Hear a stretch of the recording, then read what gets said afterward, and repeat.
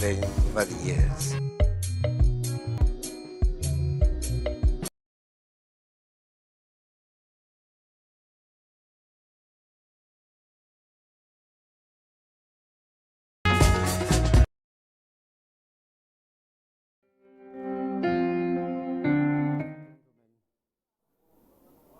Friends, brothers and sisters, all our brethren, on behalf of the organizing committee, I welcome you all to Celebration 2023, which we have titled Question, Jam, Answer. And also, of course, for today's occasion, which is the 15th edition of the Fela Debates Symposium. Our topic today, which is on our brochures, Who Know No Go Know, leveraging on the global rise of our creative economy. It's no longer a surprise that this fact has gone all over the world, and experts say that our creative economy here in Nigeria and other parts of Africa represent the next huge global market after Latin music and K-pop.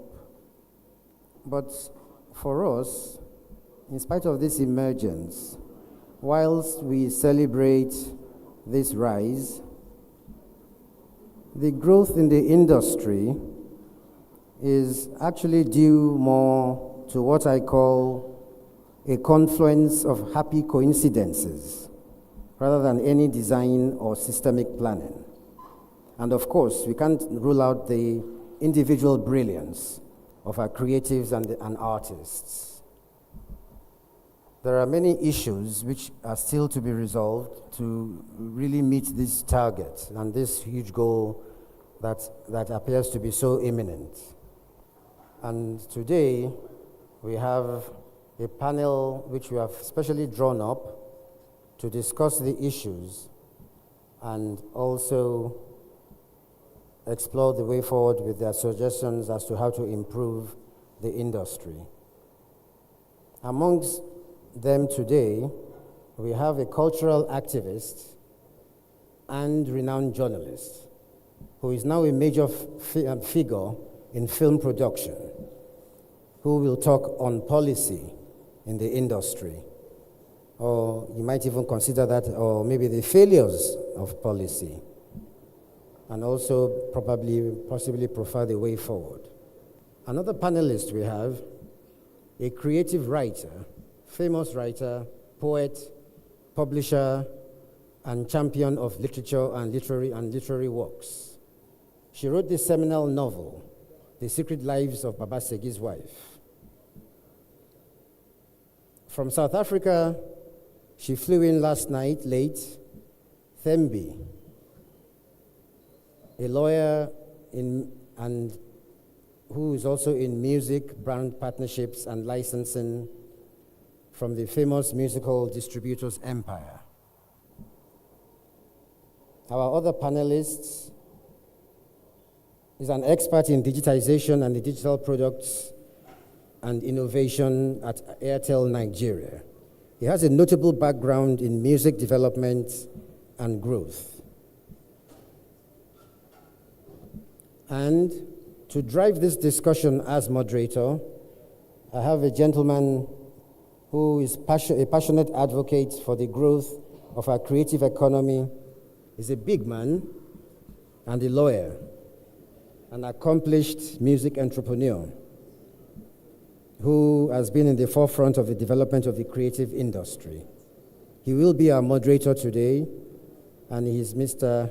Obi Asika.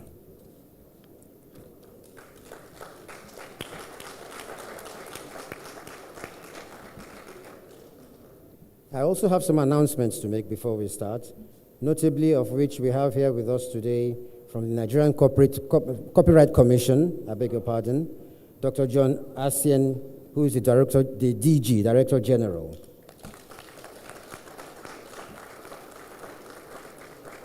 He has come with his associates, Linda Alphens, and other colleagues from the NCC. And of course, our amiable lawyers, Olajide Oyewole, LLP, led by another Felabration Organizing Committee member, Mrs. Sandra Oyewole. Could you give it up to them, please? And so, ladies and gentlemen, without much further ado, I beg your pardon, we are also expecting His Excellency, Thomas Christophe, the Canadian High Commissioner to Nigeria, who should join us before we go much further today. The Dutch ambassador, who is a very close friend, good friend, a brother. Maybe that is why I forgot to mention his name. I took him for granted.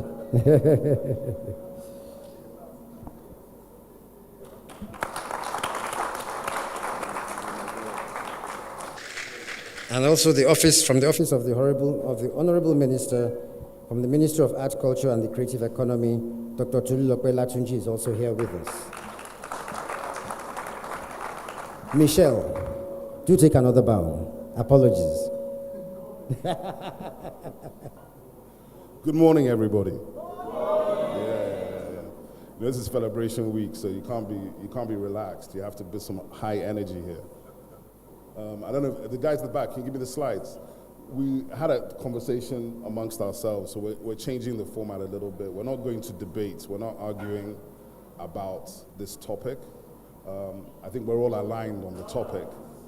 So we're going to discuss the topic. Oh, you really need to put the mic. Okay, no problem. Can you hear me? So for me, I'm very, very happy to be here today. The celebration is something I've been involved with, I think, since 2008 or 2007. I was trying to work it out when I was coming here, but I couldn't quite remember. But I know that I produced Celebration and co-produced it in 2008 and 2010. And one of the big things that was really important to me, because obviously we come from many spaces in the creative economy, but obviously music, was reprogramming Celebration. And we created this thing called Fela is Hip Hop, which was on Friday nights during the Celebration week. So I could bring all the rappers and all the MCs to Shrine, and they could express themselves on that stage. And we were not yet calling the music Afrobeats. It was I don't even know what it was, but we brought those guys on Saturdays, and then the guys who had become like commercially big, they came in on Sunday to support Femi on the big closing night. And I can tell you that for all the artists, you know, stepping onto the Celebration stage is like a rite of passage, right? If you haven't been on the stage of Celebration and you're a Nigerian artist, you're probably not even relevant. So I think it's something that's really important. It's really important because when we think about the connections in what is happening in Nigeria and how far the music has traveled, it's always important to remember the base and the source of what we are seeing and what we're experiencing today. I'm very happy that we actually have a Ministry of Creative Economy, because I think it's a recognition that this sector is not just important, but is actually a driver, a potential driver. In 2019, I found myself in a situation where I was asked to lead a technical working group for the Nigerian Development Plan, and that technical working group was tourism, hospitality, culture, and the creative industries. And what happened was, as we did the work over the next 18 months, we found out that none of those sectors had ever actually been measured in our national development policies. None of them had been measured. Recreation was not measured. Tourism wasn't measured. Fashion not measured. Music, film, none of them. But when we now looked at it as a collective, what you got to a stage where it was clear that that congregation or aggregation of industries, when you add hospitality and tourism, it goes to almost 40 different sectors. When you look at just the creative economy and creative industries, depending how you look at it, it's 6 to 24. So it is a wide space, and it's a space that's going to have the opportunity to deliver jobs, right? Not jobs necessarily 9-to-5 jobs, but gigs. This slide here is talking about what is going on right now. Nigeria is having a sustained moment. It's a big moment for us in terms of the music, the culture, the fashion. When our music globalizes, it doesn't go alone. It takes with it the music, right? The music takes with it fashion. It takes with it attitude, personality. It also takes with it the food, the dance, and all these other elements. So I really call it Afrobeats culture. It's not just Afrobeats, right? One of the things you should watch out for over the next 3 to 5 years is going to be the massive globalization of Nigerian cuisine. If you don't know, the jollof is real. It's coming. Amala is coming. All these things are coming to the world stage, and they're not coming by accident, okay? And I think perhaps the most important thing is for Nigerians to understand and appreciate what lies within these sectors. And the most important thing that lies within these sectors is us. Because all these sectors is the natural expression of our own IP. I'm going to be talking about IP quite a lot because IP for me is a critical aspect of this whole conversation. So Nigeria, if the world didn't know before, I saw Kunle Afolayan just stepped in and he's not going to escape because I feel like I should put him on stage. But one of the things that is happening is that Nigeria is manifesting all over the world by a combination of factors, right? Media platforms and big tech are enabling us to globalize. And these platforms have enabled, because Nigerians actually have disrupted the algorithm.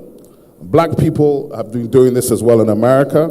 If you remember during the pandemic, Instagram was a 1-minute platform until the pandemic happened. And then they started restructuring everything. They were doing something called Versus, which was a music collaboration because you couldn't go to concerts. So Instagram had to re-engineer their platform during the pandemic and take it from 1 minute to you could suddenly go for 2 hours. On that process, some of the people and the actors that were generating these things generated business of over $500 million just because of that one singular innovation. So the merger between creativity and technology is actually the most important collaboration that we need to talk about. What are the opportunities for everybody? These slides are really for you in the audience to be able to read, and then we're going to talk about the issues because I didn't want to do some long presentation. But can you go to the next slide, please? This is the most important thing, right? A lot of people in the creative economy are working from intuition. They don't have the fully developed skills, and that's why training is the single biggest thing that has to happen. I can tell you from the perspective of television, for example, I've produced countless big reality shows in this country. If Nigeria has to produce 3 versions of a show as big as Big Brother at the same time, we don't have the human resource capacity to make those shows at the same time. And that in a country of 200 million, that's a problem. So that means that we don't have 10 multicam directors, we don't have 20 of the best DOPs. We need to upscale our capacity across all the spaces. So training is not sexy. No one wants to talk about it, but training is critical to give us the base to grow the entire space, right? So jobs and skills and education and capacity are the underpinning factors that will unlock the real opportunity. If you go to the next slide. Merchandise, fashion, product, digital. I'm sure Oye is going to talk about this, but Nigerian influencers, artists, musicians, football players, fashion people, chefs, food influencers, combined, they easily have 1 billion followers in social media today. It's not a potential market, it's a real market today. When you're talking about the digital economy, that's what we're talking about. But what is the gap? The gap is in product and merchandise. That's the gap, right? Because you can have 1 million followers, but if you can't convert your followers to customers, you don't actually get to monetize your followers. So we need to think about digital platforms. We need more digital platforms that are domestic, that are built by us for us. If you're working in any sector and you're creative, try to find somebody who's technology based that can give you the platform, because what technology does is give you distribution and scale. Without the technology platforms, trust me, our music would still just be in Festac, right? The first technology platforms we engaged to push the music out of Nigeria was television, with Channel O and MTV based. Then the second one, well, the first one was the street markets. We did Dumota and Alaba and Upper Iweka Road. Then it was television. Then it was social media. Now it's the streaming services, right? But still, the biggest opportunity for all of us is inside Nigeria. And we're going to talk about that on the panel. Because the domestic market, when everybody's watching the global market, I know it's great, and we're seeing the information every day. We sold out this stadium, we sold out that stadium. I'd be much more excited if I see Burna Boy doing a 40 stadium tour in Nigeria. But for him to do the 40 stadium tour in Nigeria, you need to put infrastructure in place. You need to put security in place. You need logistics. You need technical production. So people have to understand that when it's called show business, it's not just the show might be Burna Boy on stage, but there's 200 people supporting the show. Those 200 people are making the venue right. They're producing it right. They're sorting out all the back end for you to have a great experience. And that is actually the business, and that's where the work is in the creative industries. A lot of the work is behind the scenes, offline, post-production, editors, graphics people, animators. They're not sexy. No one talks about them. But without them, you don't get a product. Without them, you don't get a film. Without them, you don't get a song. You don't get an album. You don't get a painting. So what you got to understand is all of these spaces are connected by that thing. The final thing I wanted to say, just before we jumped into our conversation, is it's about storytelling, okay? We're in the age of storytellers, the age of ideas. Just to give you a quick sort of comparison. If we look at California is maybe the top 5 economies in the world. And what is California driven by? Yes, agriculture is one of the big 3 things in the California economy. The other 2 things are backed by IP, intellectual property. So Silicon Valley with the innovation ecosystem, and Hollywood with entertainment. These are the 2 pillars that are driving the 4th, maybe the 3rd or 4th biggest economy in the world. So over here in Nigeria, we can no longer afford to treat entertainment and culture and creativity as if it's a byproduct or as if it's not important. Because all that money Saudi Arabia is spending is simply to enter that space. And this is, by the way, this is a space that comes naturally to us, not just as Nigerians, but as Africans, because it is in our DNA. We have the content, we have the stories. What we have not learned how to do is to frame the stories to monetize, especially domestically. Because all the time, everybody's talking about the global markets, and the global markets are great. Global income is great. But I can tell you for free, if we had 15,000 cinemas in Nigeria, nobody would be talking about global markets, right? Because we have the market here. And that is something that you always need to keep your eye on. When you talk about Nigerian content and Nigerian culture globalizing, what you need to think about is, to really globalize efficiently, you have to sort out your domestic market, okay? With that said and done, we're going to jump into the conversation. Thank you very much.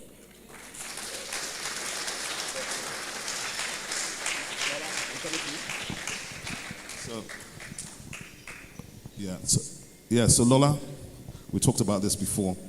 I have this thing that literature, or the written word, is at the heart of everything to do with the creative industries and the creative economy, especially because whether you're a songwriter, you're a filmmaker, a novelist, a poet, it's all in some way or form literature or writing.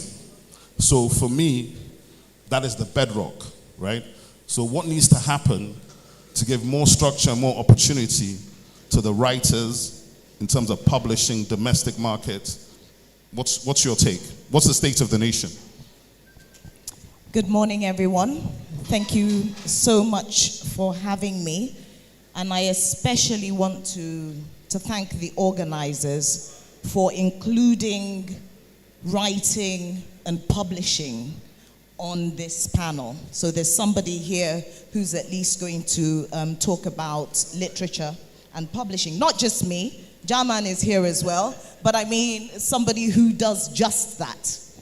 And the reason is that I have spent the last 10 years getting extremely jealous of people in fashion, in film, music, even food. People even talk about food before they talk about literature. And I don't know if it's got something to do with the immediate gratification that those other sectors or those other branches of creativity offer.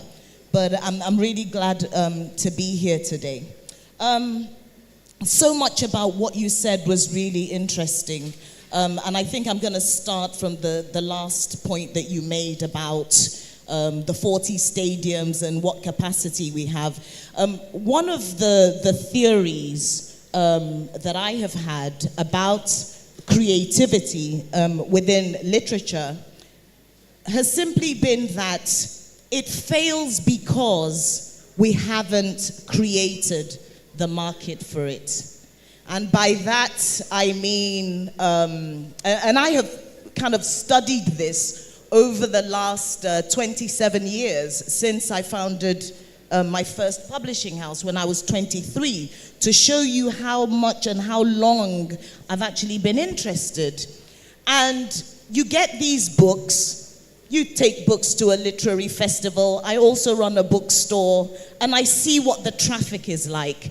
And I know the kind of work that I have had to put in to kind of make books sexy, to kind of make even talking about books important and attractive. And it has been a very, very long journey.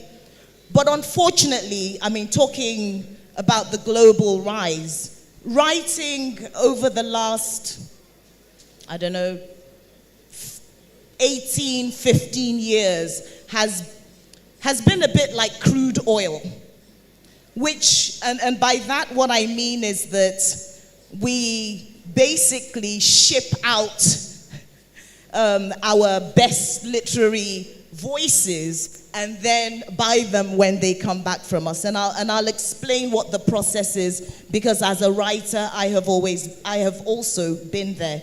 When you write a book, you ask yourself, what does success mean to me? And a lot of the time, success is very closely tied to international recognition. So what you're looking for as a writer, the first thing is for an agent in the West, either the UK or the US. And then they find you a publisher, and then they publish your book, big song and dance about the book in the West, and then eventually it filters back to Africa. And then we have to buy our literature. And you know the worst part of having to buy your stories is that as a publisher, now wanting to buy Nigerian stories, the publishers in the West will say no. Will tell you that they cannot give you the rights to the stories written by your own people. So that's a whole, I call it literary colonialism. That's what's happening now. I think it's happening in all the sectors, but we'll come back to it. Is it all the sectors? But I think it's worse. We have it worse in literature. That's my feeling. So what we really need to do is put the infrastructure in place so that success can be tied to just being a successful writer in Nigeria or just being a successful writer in Africa. And again, that is about growing the reading audience, growing the consumers. I was in Kenya about 3-4 weeks ago, and I went to CBD, which is this long road, you know, of bookstores, and every single one had a pirated version copy of The Secret Lives of Baba Segi's Wives. So they had your book with no money. I didn't know whether I should feel sad or happy, you know, because it's lovely that people are reading these books, but nothing is coming back to the actual creators. And I thought just to talk about this infrastructure, you also mentioned training. What has happened is that publishing, printing, in many ways, has kind of become the domain of older people. And I put myself in that bracket as well.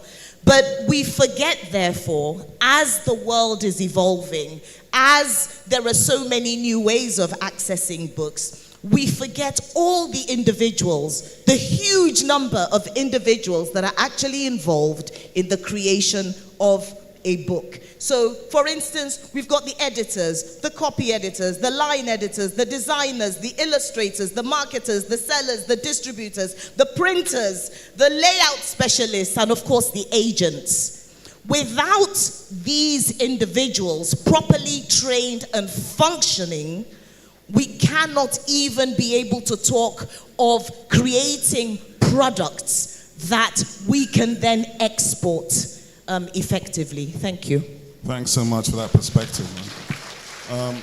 I don't know, Jaman, I don't know whether you had anything to add to this particular issue, because, you know, before we got on stage, we were talking about this, and when Lola was sharing her pain, I know you have you have some perspective on this as well. Well, good morning, everyone. Or is it afternoon yet? Well, first I have to thank the Celebration Committee for this year choosing to talk about the whole creativity industry itself. It used to be very charged. Every year to be more about politics, and people will come and pontificate. So if you're boring, just know that because they decided to change the course. I'll let me in on the point that Laura made about infrastructure. Because you have to be ready to be able to leverage. I'm going back to the theme now. And I have to thank you for saving me something that could have been tricky.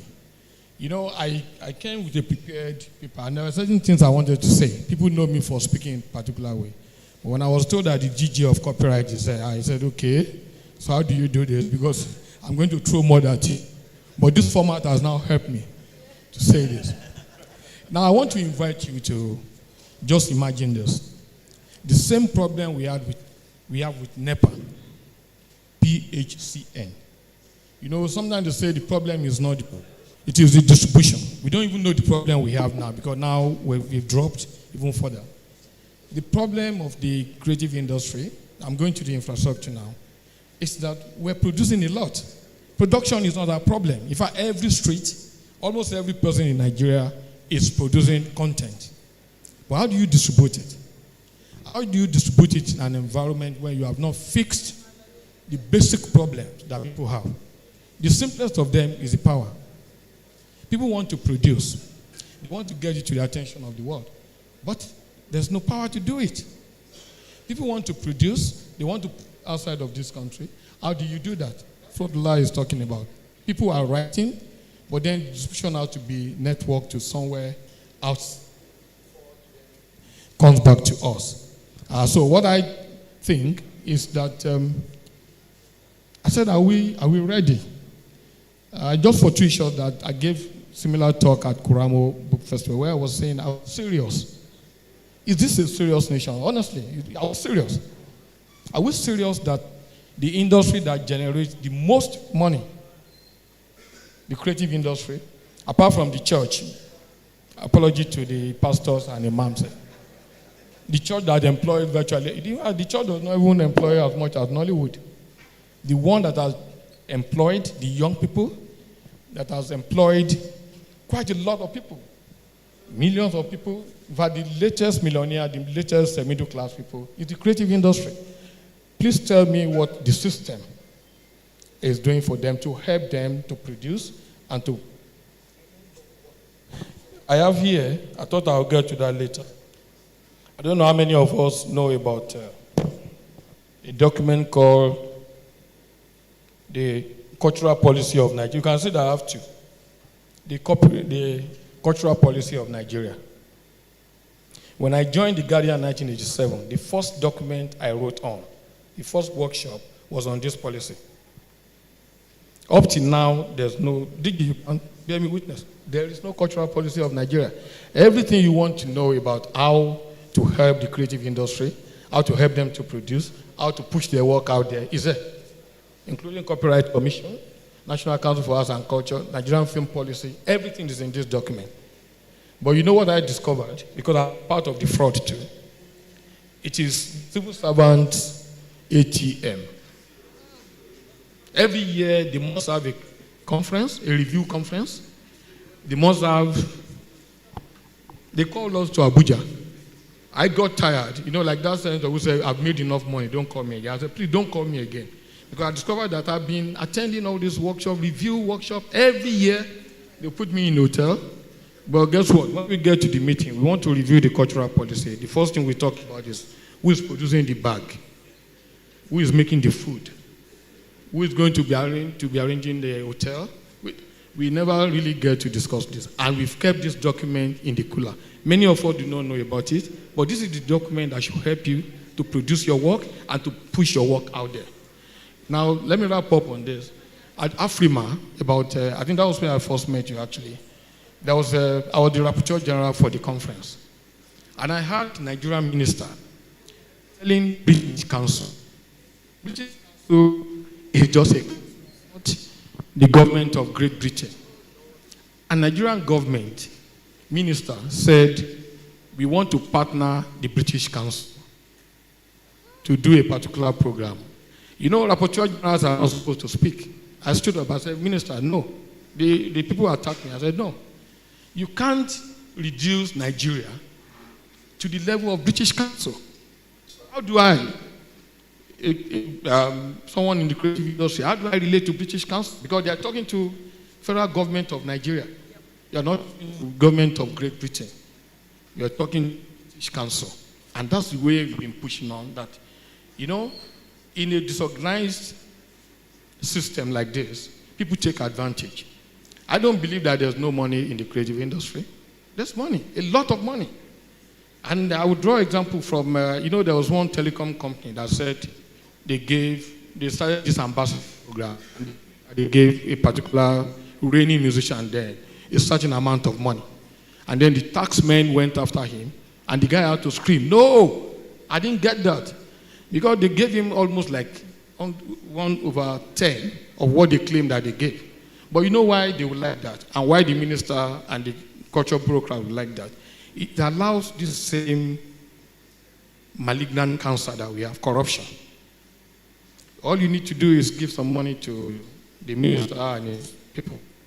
And then everything is swept under the carpet. Because in the cultural policy, there's the National Endowment Fund for the Arts. So Lola wants to stage, okay, I was really pained last year when you announced that I wanted to stop. The endowment fund says that every company, every corporate organization that is in Nigeria should drop a certain percentage in that fund. Same fund that you enjoy in Britain, when you talk about the council, is in Germany, is so many other places where you can pitch your product. Because it's not every creative product that needs to be marketed like a market does. So you go there, you pitch your project, and then you get funding to do your project. But they will not allow you to come to fruition because there's easy money to be made from there. There's something about piracy, how to control piracy in this document. It will never come if you don't make a case for this document, because it is what you guide us. And I say, a country without a constitution is a banana republic. So the creative industry now is a banana republic because there's no document to guide us. Thank you. That's a powerful, powerful statement. I know Oye has something he wants to add to the conversation. Thembi, I'm going to come to you in a second. Hello, everyone. Everyone say yeah, yeah. That's the energy I need. All protocols are observed. Thank you for inviting me. As you know, with products, right, demand meets supply. And I have young kids, and it's been hard, even me getting my kids to read Nigerian authors, because those books don't even exist in the school system. So even if I force them to read a Nigerian book, all their peers are talking about things like Diary of a Wimpy Kid and stuff like that. So the interest is in there. I've even tried to look for books that I grew up on, pace setters. You buy them at at a premium now because obviously the printing house is done. You buy them off eBay, Amazon. There's no e-copies. No one is even investing. So technology, we need to do better. You know, we need to move at the pace that our target audience is going. Whether the formats change to even audio-visual or just audio, we need to move to that. Yes, writing is one leg, but the delivery medium is another, right? So whether it's delivered as a book or a digital book or audio-video or audio, we just need to connect right. And things like self-publishing. So Amazon has something where you can publish and they'll even give you the copies, turn it to ebooks and all that.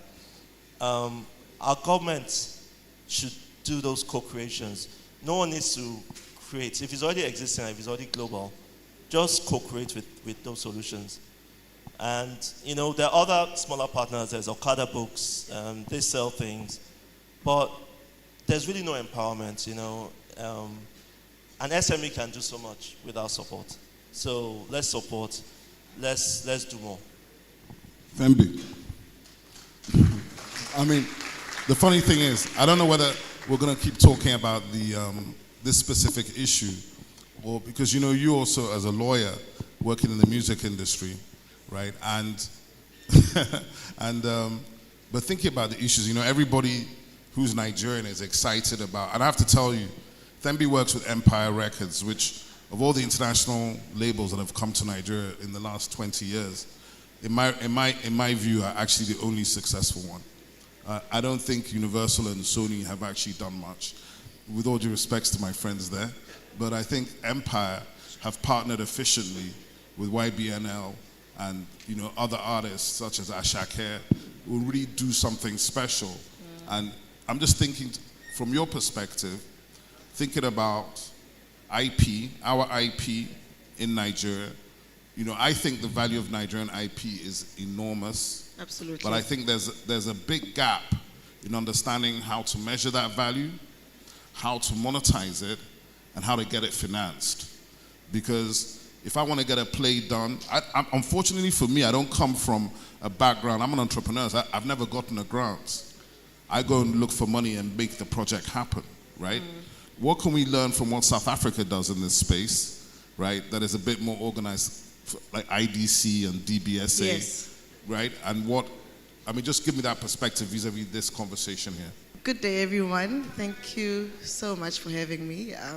You were asking me a very multifaceted question, but I think where I want to maybe preface the conversation is that we need to think about the end and walk back. And I say this because he said, are we serious as a people, as Nigerians, me, the honorary one, about creating infrastructure and having a creative economy that is functional, that we can take into the world. And to your example, the ideal is to have Burna Boy have 40 shows in this beautiful country, and that be the global sensation. That be what global media picks up on. And so that's where the work back needs to happen, right? You know, I like it when people reference South Africa. I'm going to jab at you slightly. Because there's the assumption that there's infrastructure. You know, it's an assumption. Even that is, you know, it's like when I say to people, don't come to SA, there's no power. And Nigerian will say, we've been having that. And I say, but you have been ahead because you've always made room for power cuts. We are 13 years later still shell-shocked. This is still a surprise. You know, so what I'm trying to say is we have the same problems. We just dress them better based on the regions. We have the same problems. And so that walk back needs to start at what happens when we leverage our IP? What happens when we leverage our skills? What are the advantages of that? And then we start to list those, and then we work back to the disadvantages, I think, as Africans in general. And I hate to speak for all of us, but I think we have to own some things about ourselves. We are more prone to speaking about what doesn't work and what the disadvantage is going to be. And that is why And that is why we are not looking serious. I don't think it's a matter of the lack of seriousness. It is where our focus is. And our focus is on, we are focusing on the wrong things, on the disadvantages. So something is wrong with an economy where we are buying our stories outside. The first book I read, I was 4 years old, was Chinua Achebe's Girls at War. I had no concept, I don't know what my father was doing, but I had no concept of it. But what that did for me was that before I read an Elizabeth Gilbert, I will read a Lola first. I will read a Chimamanda. I will read, there are so many African writers. We need to start writing for ourselves and be unapologetic about it. That on its own is wrong. And I know I'm speaking about micro issues, but it's the micro issues that affect the macro issues. And that is why I'm saying that walk back is what will help us to think effectively around what needs to happen. It will help us to make sure that the macro and the micro are done, together. They walk together, and we address some of these issues. Infrastructure is an African problem, and so it's that doing mentality that we need. What can we do with the forces, with what we have?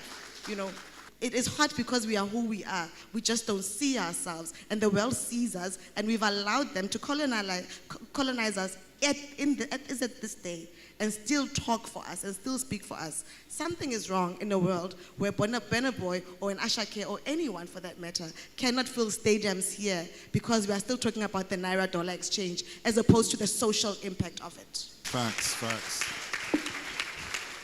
So, I love what you're saying about just do it, frankly, because in a way, I think that's really what it's been about. How do you see collaboration between the digital innovation ecosystem and the creative economy? And what is it that we can do to get our governments, our HNI, our bankers to finance IP without asking for your grandmother, your mother, your house in the village?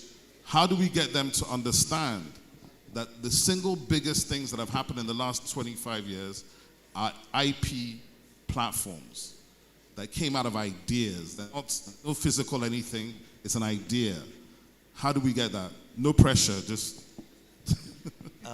So it's a simple answer, right? It's education. So education to the regulators, educating the artists, content creators, songwriters, writers. Because first of all, one of the biggest issues I've seen, and I talk about it a lot in workshops, is ownership. IP has always been exploited. You see artists signing away contracts without even knowing that they're signing away their publishing for life.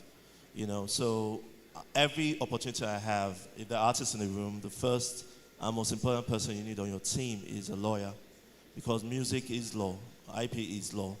If you don't understand that, you can read it. There are free courses on EDX, Coursera, but get a lawyer first, And it can be an established lawyer, that will be expensive, like Oyewale & Co.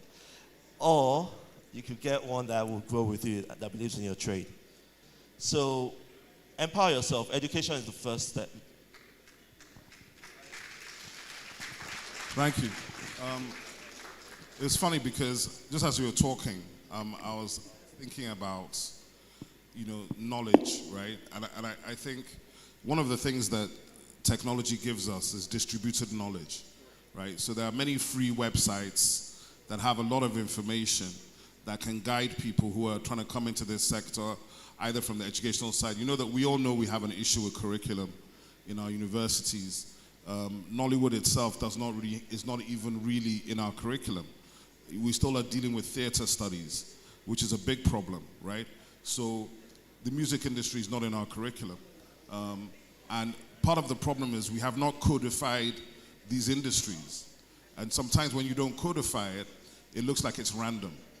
So, and I think the point, just speaking to what Thembi was saying, was about, are we prepared to understand the value of who we are, of what we are, and what we bring to the table? Just to add, right, so I was born in the late 70s, or in the 80s, right? NTA used to always have a film festival every year, and every state used to produce such amazing content, right? And it was like the highlight of the year, because we used to gather and watch it. So there's always been quality, and then NTA was very, very intentional. You know, whether it was their soaps, whether it was Magana Gariche, all those things were very, very intentional. So we need to go back to that. It's not as if we never did it. It's not as if we were never once structured. I don't know how we became fragmented and destructured, but we were really, really structured back then. I think that was public broadcasting, right? And part of the issue in private broadcasting has been sales of airtime instead of commissioning content, which is, for anybody who's a producer, we know what that problem is. But I just want to come back to Lola, just to talk a bit more about, from the perspective of, your industry, right? And what you're seeing happening, what are the most exciting things you think can come in the next 3 to 5 years? What are the big wins for Nigerian literature, for writers, publishing? What are the big wins? Because I don't want to sit here and do a pity party about our problems. I think we do that enough, and we have a lot of opportunity. And this sector, as Jaman says, I think not just does it provide money for a lot of people, it also employs millions of people. It's underreported. So from your perspective. So thanks, Obi. I just wanted to say a couple of things. First of all, it's so depressing to hear that NTA used to have those film festivals and things have just gone downhill and disappeared. And I hear this so often when people talk about, the creative sector. But there is hope. And there's hope because, and this is with respect to something that Jarman said earlier about Ake Festival, for instance. We haven't had any kind of support from government, no arts council to take our little begging bowl to. But where we have been extremely lucky is with Nigerian organizations. So for the last 6 years, for instance, Sterling Bank has been our major sponsor and partner. And as soon as I made the announcement that I was thinking of kind of shutting things down with Ake, largely because fundraising is hell, they waited a few months, and then Luminate, the sort of not-for-profit arm of eBay, and Sterling Bank approached me again and just said, let's do this. This is important. So for me, one of the most important things is the fact that some of our companies and organizations are kind of seeing or looking beyond film and music, and also investing in cultures like publishing. And very quickly, to talk about why we appear so unserious, I think it's because the creative economy is largely driven by individuals who just say, you know what, this country needs this, let me do it. And you end up being the fundraiser, the person who implements, the person who promotes, and it's tough. It's really, really, really hard. So I've talked about Sterling Bank, but I'm looking to more companies and more organizations to start investing in creativity, in local creativity, in institutions that we can start building now to present the opportunity of a much better future for the next generation. I think one of the big pluses in publishing specifically is that writers are beginning to understand that they are at a huge disadvantage when they are not published locally. So I run Ake Festival, so we have lots of writers coming, African writers, Nigerian writers, those who are only published abroad and those who are published locally. And you can see the buga, like my friend here said, you know, that the ones who are published locally know that they have an advantage. And the big advantage is that the books, the pricing, the books are much more accessible. By the time you're buying a book written by a Nigerian from the UK, by the time they put the shipping costs on, it's almost impossible to access. And we've got to go back, like you said, work backwards. What is it that makes this possible? It's confidence. It's confidence in the system. It's confidence that Nigerians can actually make things work.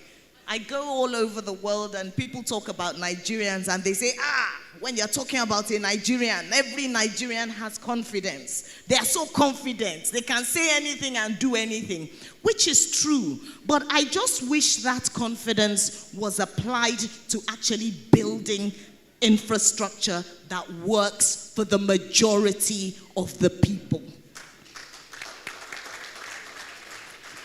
And also that confidence, yes, it's important that government, I think the reason why government fails us, it's actually an inferiority complex that a lot of them have. It's lack of education and an inferiority complex. It's not having a sense or really understanding what we have as a people.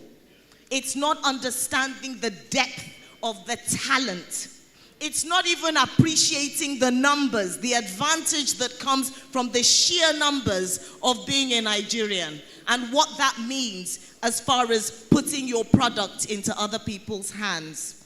So for me, going back to publishing again, just to say that the most important thing that has happened is local Nigerian writers are now insisting when these publishers come and say they want to buy world rights, they've now learned how to say, please remove Africa for me. I want to keep my African rights. And that's a first step in the journey. They may not understand the value of doing that right now in this moment, but in the next 5 years, as publishing begins to grow, as audiobooks of Nigerian books gain popularity, as ebooks, and we create our own reading platforms so we don't have to rely on Kindle or Apple or Kobo. As these things start to show their faces, they will begin to see the advantages of actually contributing to the building of the creative economy and actually seeing it work. Thanks. Thank you so much. Thank you so much. You know, it's just listening to you speak with so much passion about this. And I wanted to come to Thembi next because what I really want to say, and it's funny, it comes from you inspired the question or the statement. It's something I think about a lot. The power of narrative. Right? I feel like, you know, a lot of times when Africans complain about how we are presented and how we are seen, it's because of the way we have been framed. Is the narrative that has been framed, because inevitably what has happened is that over the last 500 years, the West has framed who the African is. And in that instance, and I'll bring it local because I do this all the time, but no pressure for you. Do you know who Shango is? Sorry, Shango? Yes, Shango. Okay, great. So in terms of narrative and just using a narrative, I say this all the time. What's the difference between Shango and Thor? Right? Is that Shango is broke and abandoned somewhere outside Lagos, somewhere around here. Thor is approaching $50 billion, right? And that should be embarrassing to us collectively. Because what has happened is that we have abandoned our essence. We've abandoned who we are and our biggest stories because we're lost, right? That duality as an African has blocked us from engaging. So, and I know it's the same across the continent. So from your perspective, what is the importance of narrative? Because I feel like narrative is the key And that's what the creative economy holds. We have the power to define who we are and how we want to be received and perceived, and change that whole mix so that the X-Men are not nearly as big as the Orisha, who are the original X-Men. Over to you. No pressure. We have to depart from a place of oneness, and we have to come from a place of power. We do have the tendency of being timid and not coming from a place of power. I think we have belabored the point that we understand who we are, at least to some extent. It's a matter of owning it. I don't think we really do see who we are. You know, that's the contradiction about it. We don't really see who we are and who we really could be in the world. But I think the narrative is up to us. And so departing from that place of unison, singing from the same hymn book, is a good place to start. If I ask if I ask the three of you here what it means to be Nigerian, you will say it means to be resilient, you will say it's to be confident, you will say it will be a thought leader, and he might even say that, we are unserious. And so already you're seeing a perspective from 4 different views, right? We need to sing in unison, because that's how we will go into the world. The one thing we do have going is that we are proudly African. The world does not consume Ankara because they came here to discover it. They don't consume Kente because they came here to discover it. We took it to the world. So first and foremost, we have to sing in unison, which, just go back to the subject matter of the day. How do we leverage the global creative economy to do these very things that we want to do? The creative economy is exactly that. It is the creative economy. And so we need to, even as the creative economy and its custodians, stop seeing ourselves as separates, as writers, as artists, as DS. We need to stop doing that. Yes, it's okay that there are agencies for the recording industries, for the publishing industries, and etc. But can you imagine a world where there was a creative industry body that spoke to all these sectors, that acknowledged all the sectors and worked through the pain bodies, but importantly had one vision of making sure that the creative economy thrives in Africa and goes into the world as a thriving economy? One of the most tiring, exhausting, and embarrassing things is that we go to the world with a begging saucer. I love artists like Davido because they still come back home. Davido is not inaccessible. He's accessible in that there's always a chance that I will see Davido in Lagos, if not in South Africa. And so we need to start working around those things. And those things won't come from the music industry. They might come from her, right? If we merge our efforts and create a body, really, and not a talk shop, because we are good at talking, but really a body that is impactful, that will look beyond Nigeria, but, and touch all these territories. But be clear on what the Nigerian identity is, and what is the South African identity, what is the Namibian identity, and how do we foster cultural exchange. I think those are the low-hanging fruit that we can actually today, all of us here, can leave with that. We can leave with a meeting for next week for us to discuss how we can do that. It's possible. I love it. I love it. I love it. I understand, Femi. Femi, do you want to come and make your announcement? Yes, we have the distinct pleasure and honor to announce the arrival of the Canadian High Commissioner to Nigeria, James Christophe. So now we have 2 eminent ambassadors with us, as well as Michel Deline of the Dutch Embassy. And he is here also with his associate, Mr. Michael Murphy, head of political. And the ambassador's PA, Demilade Kosemane. Gentlemen, it's our pleasure to have you with us. Do enjoy the rest of the day. Thank you. Thank you. Oh yeah, you wanted to say something about what Thembi was just saying. Thembi. Okay. So on the narrative, right, and it's I love the fact that you spoke about comics because I collect comics, right, and there are very, very few Nigerian titles in my comic collection. And what a birdie told me that one of the major studios has actually trademarked all our wishes, right? So that means that they want to tell our narratives for us. And that always happens. If we can't do it ourselves, someone else will come and do it for us.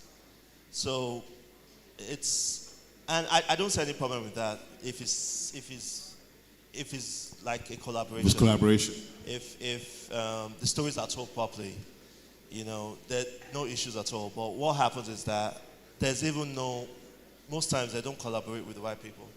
In music industry, in film industry, the term gatekeepers is loosely used, but basically it's just a set of people that when external people want to meet, they come through them first. And sometimes the stories are told from their own opinion, their own view. And for me, I think that we just need to collaborate better. We need to, through digital, right? With digital, you have that platform. You are able to even put yourself out there. We have platforms which you mentioned, like UdoX. UdoX is local.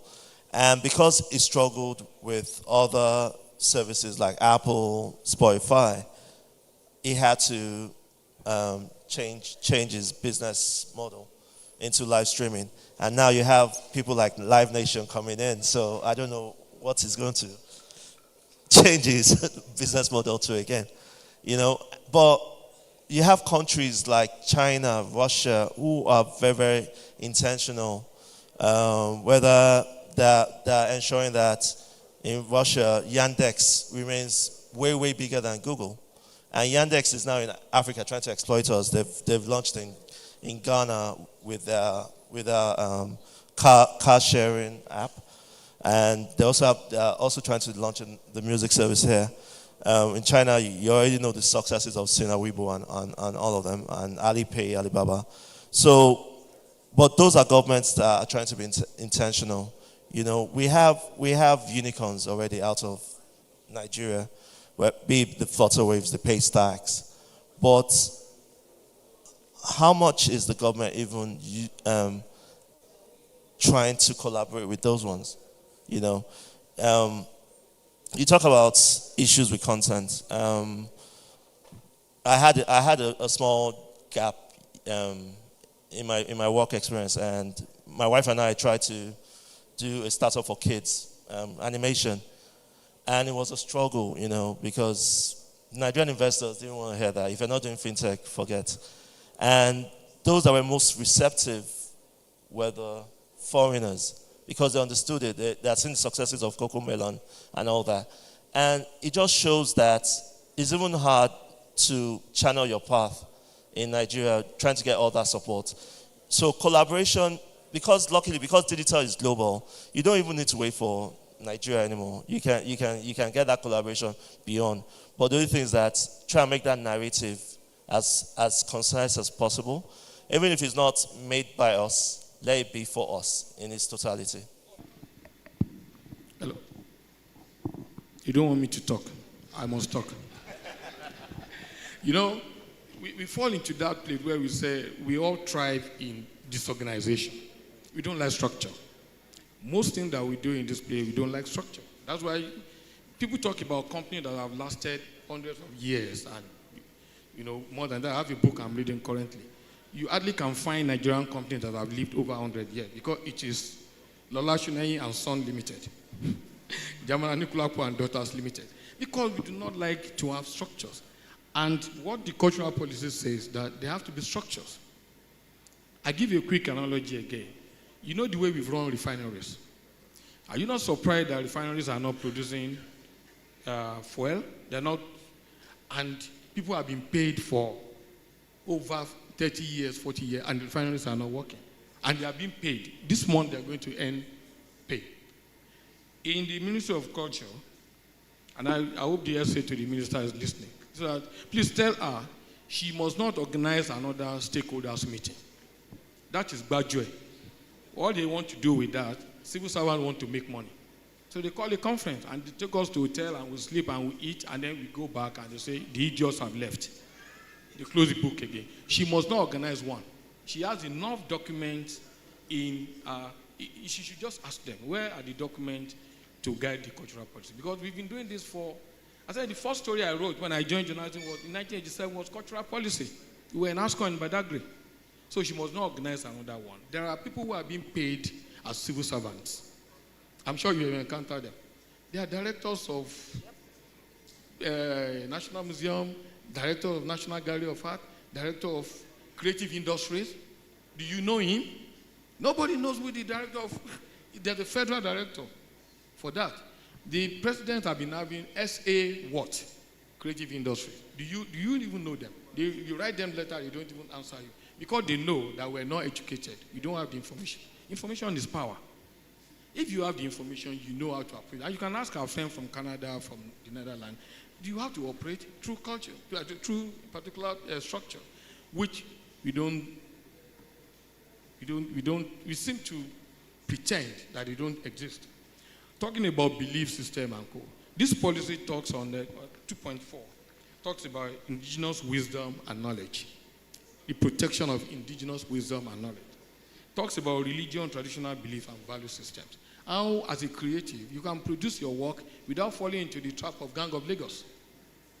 Not that they will censor you, but at least there's a guide. There's something that will say, oh, this is the way you should approach it. So that you won't go to censor's board. By the way, Tunde Kelani has resigned from there. Where did you ask you to bring a bag of rice to censor your film? And you're wondering, what has my film got to do with that? The policies are well stated out. Then you spoke about funding. I don't know why Nigerian system cannot have an endowment fund. Because the law is there. You have endowment fund for health, you have for this, and the cultural policies are there and says just 1%. Because creative content are considered to be spiritual products.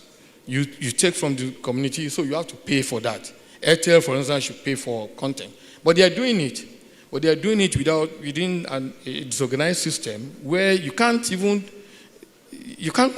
how much Airtel, for instance, is spending on the art, or Glo, or MTN, or Beauties, or anything. They are putting money in there, but the money keep on going into the hole, because there's one big hole, because there's nothing that is regulating it.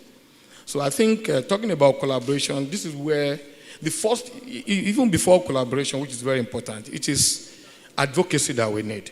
Number one, you have to insist that the government should produce the cultural policy that will guide our operation. So that people don't just come from outside.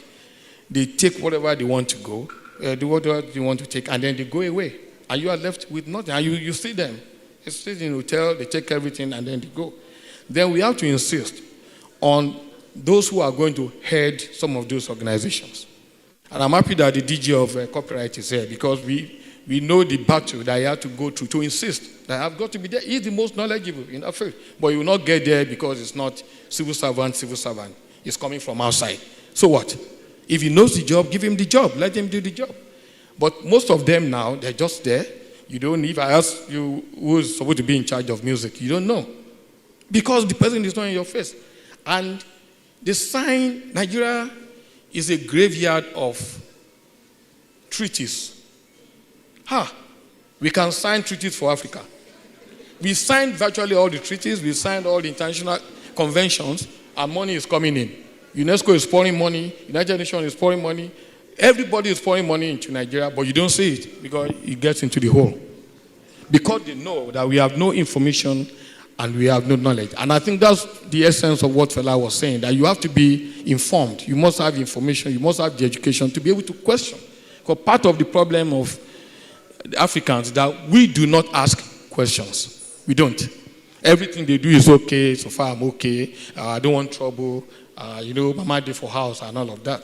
But you must arm yourself with the information and insist that whoever is, the recruitment process to get into headship of parastatals, we have to interrogate it. Who is getting in there? Don't just bring anybody and say, oh, because he's been in service for 30 years, so 35 years, he must be the head. No. What if he has no knowledge of? In fact, there's a parastatal now.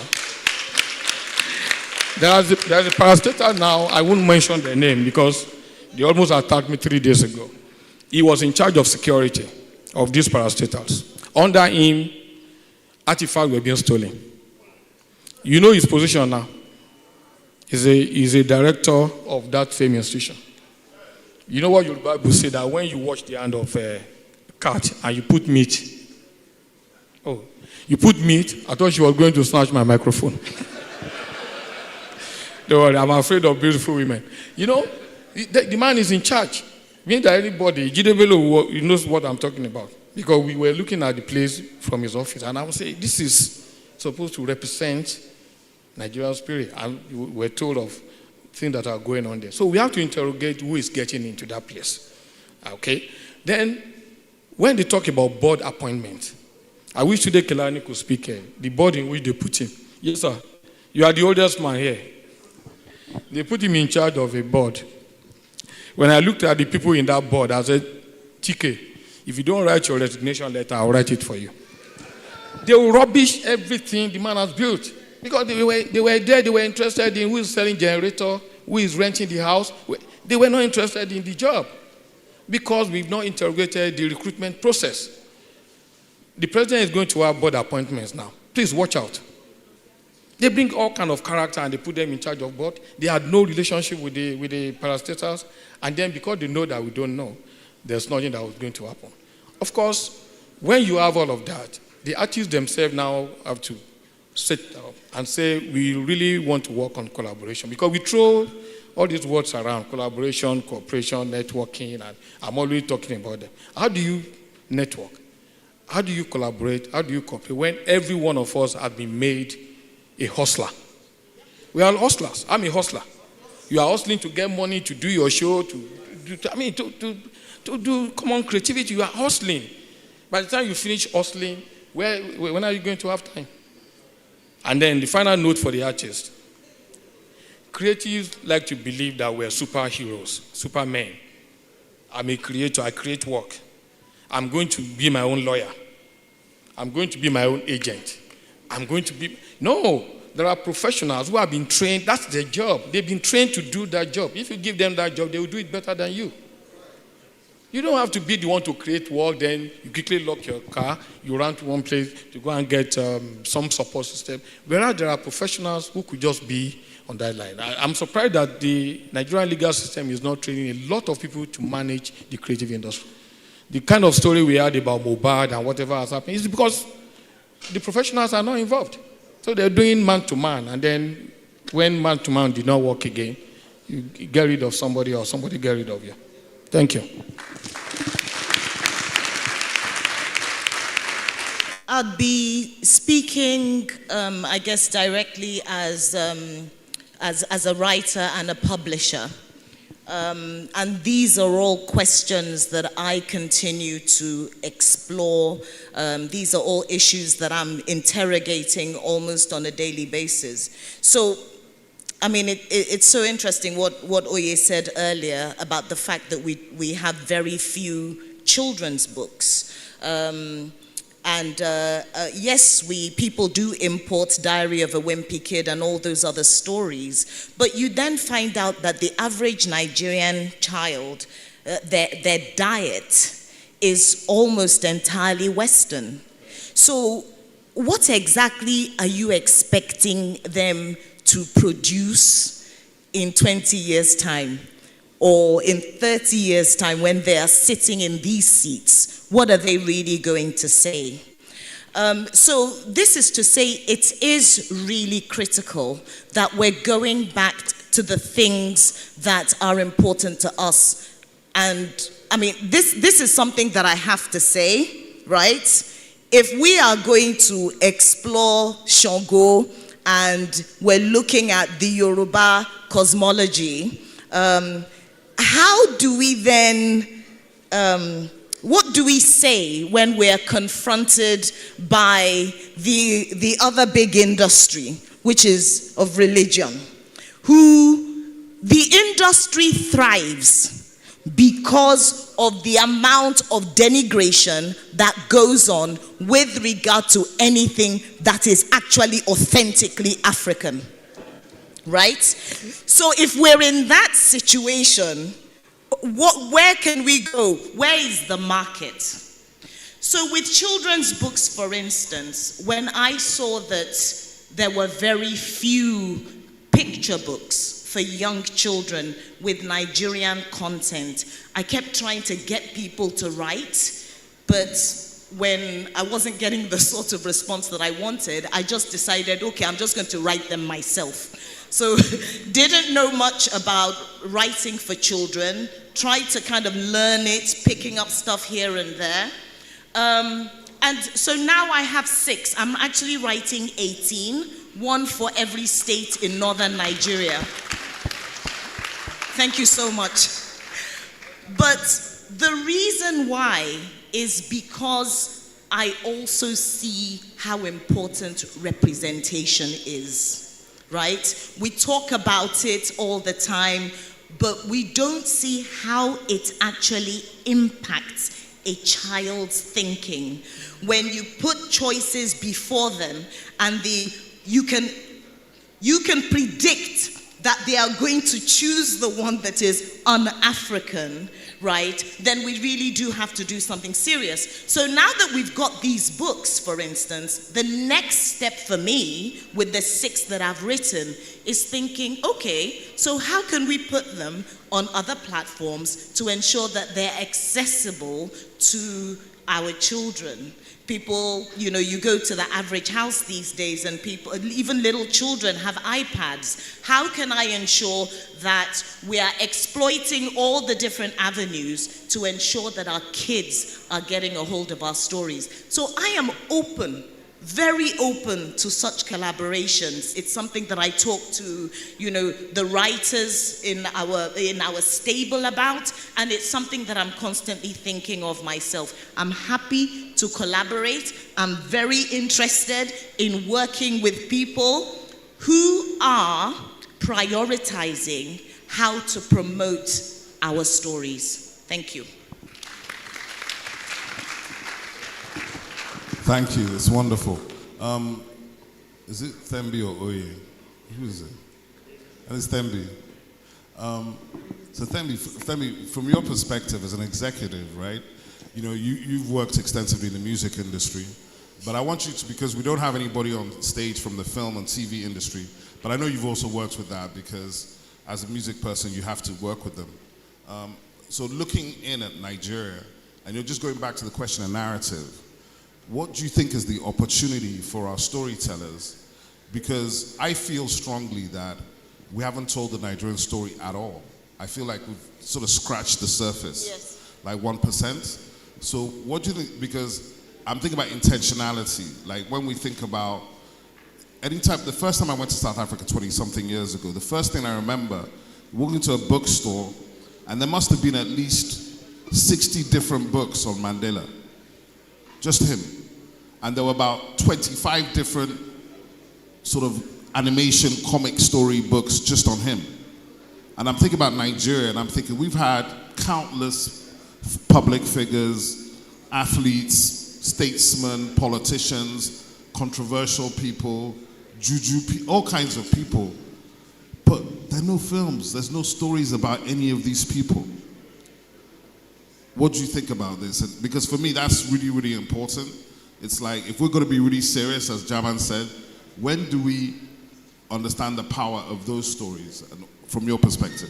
I think there's a saying, I'll butcher it a little bit, but it speaks about a prophet not being loved in his own home city, but being loved elsewhere. Yeah. I think that's at the heart of that.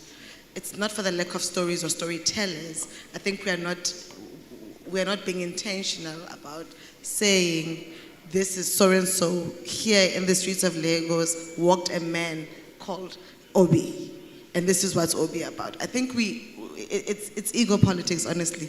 I don't want to make Obi's head too big. Lola has got the capacity to write a book, or at least help a film house that's commissioned to documentary about your entrepreneurship in the creative space? Will she do it? Highly unlikely. She'd rather be part of something with Netflix. I'm just using it as, speaking to a Michael Jordan.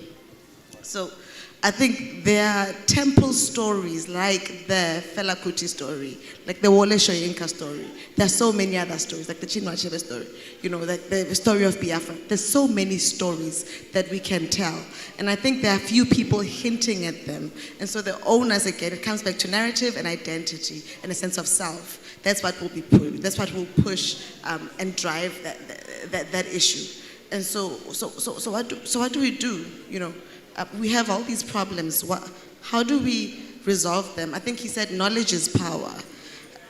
We need to start educating ourselves. And to do that, we need to hold each other accountable. One thing I enjoyed a few years ago, after Half of a Yellow Sun came out, is when they wanted to do Americana. There was an outcry from Nigeria that I had in Joburg, that Nigerians are saying, we will not have another American actress acting that role. We have not seen Americana to this day. That's what needs to happen. If it's not through us, no one will speak for us. And so we need to start holding each other accountable. Why are you doing a documentary about Lagos, and yet you are limiting Lagos to Ikeja? Is there no Badagry? There are so many places, right? Go and tell those stories. If you are telling a Lagos story, be authentic. This is on us. It's not on the world. It really is on us. And so it is how we understand our narrative ourselves. And that's why I'm saying singing from the same choir book is one thing that needs to happen. And that can only happen through education. We need to educate each other and teach each other. I'm sure you are Nigerian, but there is no way you know the whole Nigerian story. Why is she not teaching you and bringing you into her world? And that is why I spoke about that idealist body that takes care of all of us, where all of us meet and exchange ideas, but beyond that, put those ideas into action. So I'm just kind of winding up this thing so we can get into any questions from the audience. I know Femi is going to come up and make a couple of announcements. Thank you, Obi. It was quite an interesting vignette you gave about the Jamaican from New York who came to the Kuti family to discuss and negotiate film rights. I found that very interesting. Talking about the Kuti family, we must also, I have been remiss, and I don't want to be. Charity begins at home. We have several eminent members of the family here with us. None more so than Auntie Yemisi Seun Kuti, who is the head of the family. And Auntie Yemisi has been a staunch and ever-present supporter of our Symposium series, right from inception in 2008. She hasn't missed a single event in 15 years. So a round of applause for her again. And also here are the scions of the Anikulapo Kuti family, Femi Anikulapo Kuti, the king of Afrobeat. Femi, take a bow.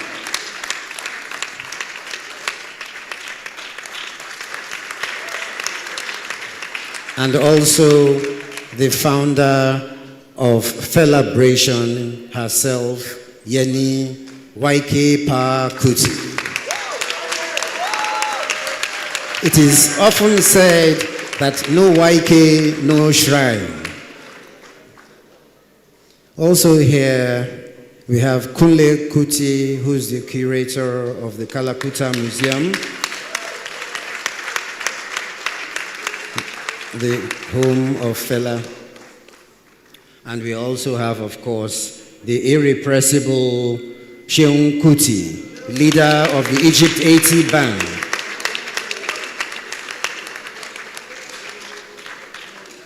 I mustn't forget Made, who is the band leader of the movement. Could we also give him a round of applause? And Dr. Ransom Kuti, he's at the back there somewhere, backbencher. Dr. take a bow, please. Dr. Ransom Kuti.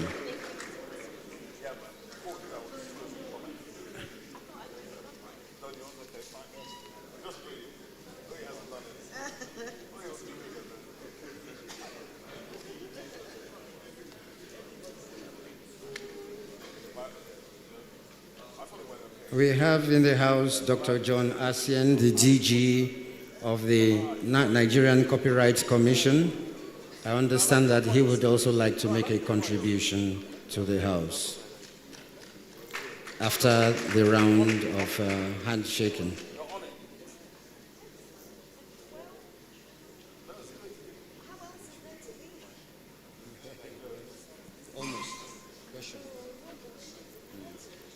Segun Bokno, take a bow.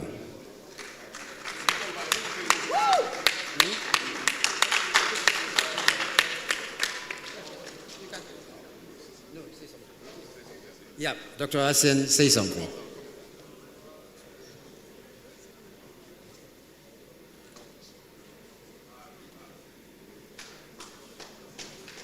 Thank you so much. Thank you. First, I will crave your kind indulgence to stand on existing protocol, and in a special way, I will want to recognize and appreciate the Kuti family for this honor. For me, I'm the one being honored, being called to come and say one or two things here. I listened to my brother, German, and I don't know why he said he wasn't going to say some things. I would have been happy to have you say all you have to say.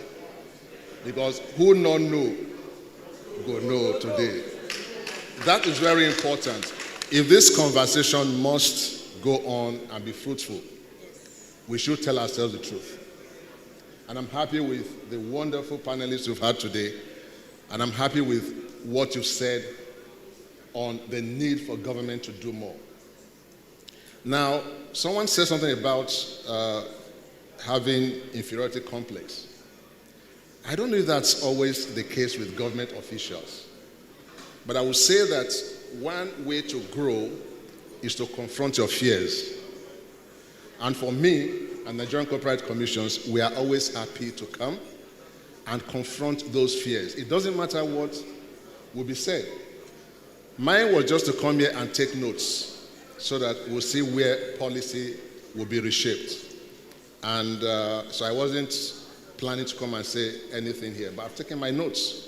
I will just share 1, 2, 3 points from my notes, if you don't mind. First is that we need to cooperate. If we must take something out of this conversation, we must begin to look at those low-hanging fruits and see how we can reap from there and improve the creative industry. I will say here that I know the danger of having a single story. But because we are having this dialogue and conversation, we should be able to look at all sides of the conversation. We need a private-public collaboration. I have seen this work in the Nigerian Copyright Commission.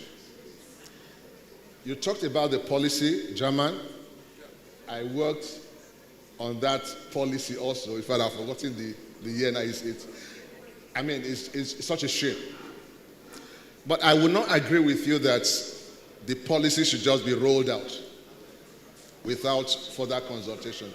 Because the policy by now would, it's still, it didn't quite bring on board the modern issues, the digital environment. So we need to go back to that policy document and rework it for today and for tomorrow, without necessarily doing the hotel beats and all that you talked about. But we should have that conversation. We did this with the lawyers, we did this with those in the IP sector, and despite all the doubts and trepidations, today we at least have a validated IP policy awaiting the approval of government. So it's doable. And I think if that is one resolution we'll take away from here, let it be that when we come next year, we'll be looking at a policy that is in place. That's one low-hanging fruit we must go with. Now, I will say something about the power of the Nigerian performer. I was reading somewhere, and the analyst went through the different music in Africa, and he was wondering how the Nigerian musician was able to break into any market, even if he chose to sing in the local languages. I still haven't been able to put my finger on that, but you find that Nigeria and Nigerian music has a way of breaking into that global market. And I think we should give the credit to the individual performers. This is one area where I don't think government would take the credit. But it's more than just the Bajwe. There must be something about our music that is not just bragado. Because otherwise it would not have lasted this long. It would not have been so sustainable. But we've seen it, and I'm happy that here we are celebrating Fela as an institution and Fela as a model. Because I was speaking somewhere about a week ago, and I'll come back to that, on the problems in the creative industry, the music industry. And it has to do with recent events and the issue of, okay, where are the royalties? Will the estate of this person have the money, or is this secured, and all that? And I said something, and I'm happy we've re-echoed that here. One of the problems is that when we put things together, there's often a missing piece in our value chain. We don't often use the experts to get things properly structured. So when we say there are no structures, it's not only in government, we also lack those structures in the way we do business as creatives.